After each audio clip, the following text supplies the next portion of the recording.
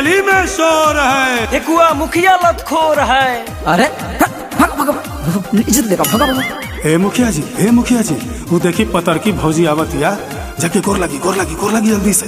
अरे हाँ ए भौजी, ए पतर की भौजी, गोर लागत नहीं। आ गइलो फिर से भतुआ लेखा मुंह लटका के जाइबा कि नहीं यहाँ से, जा यहाँ से। ए भौजी ऐसे काहे बोल रहे हैं आप, ऐसे काहे बोला तारू?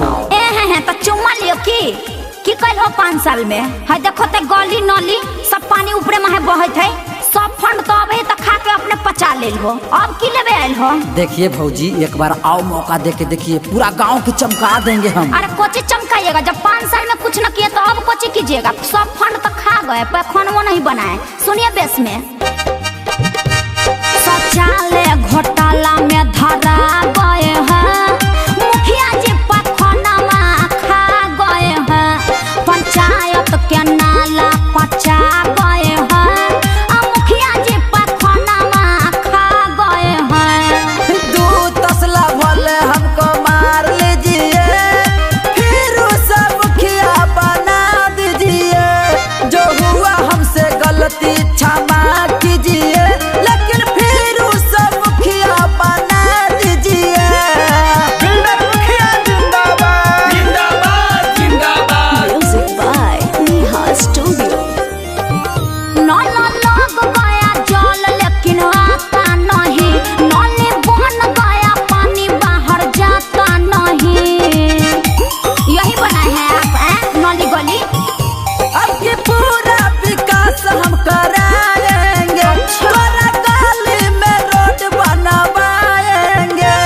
आप वोट मांगने कैसे देखो आ गए हैं, वोट मांगने कैसे देखो आ गए हैं, मुखिया जी पैखानवा खा गए हैं। ए जी पर अपन हमसे छुआ लीजिए, लेकिन फिर उसे मुखिया बना दीजिए।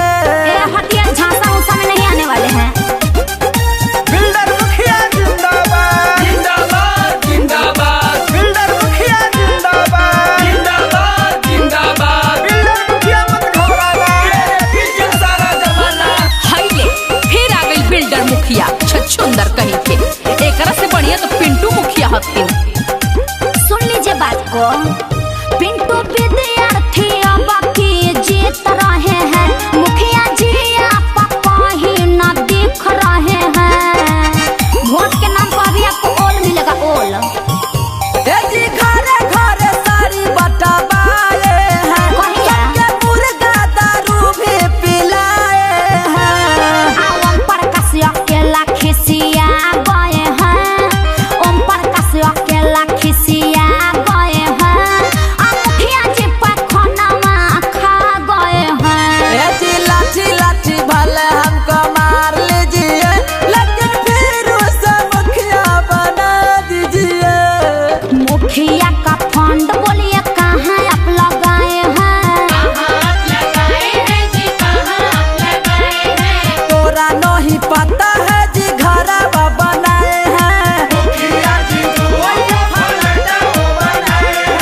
मुखिया जी जनता को लूटी लूटी खाए हैं।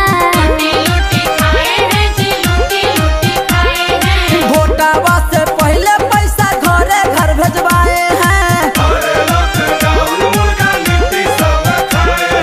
जनता को बुरा बकाया पही बनाए हैं। जो न कोई किया है वो करके हम दिखाए हैं। अच्छा तो ये लूट के खाए हैं। अरे ला तो लठिया गए, अब ये बताओ तनी लूट लूट के खाए हैं। लूट छोड़ दीजिए, छोड़ दीजिए। अच्छा वोट लेबा, वोट लेबा, भागो सब। आओ वोट ले ले निपुतरा है कहीं के। विकास उकास करे के नहीं है, चलो भैया मुंह उठा के वोट मांगे। कोई हो तो एहने चप्पल के माला पहना के पूछ के भेजिए।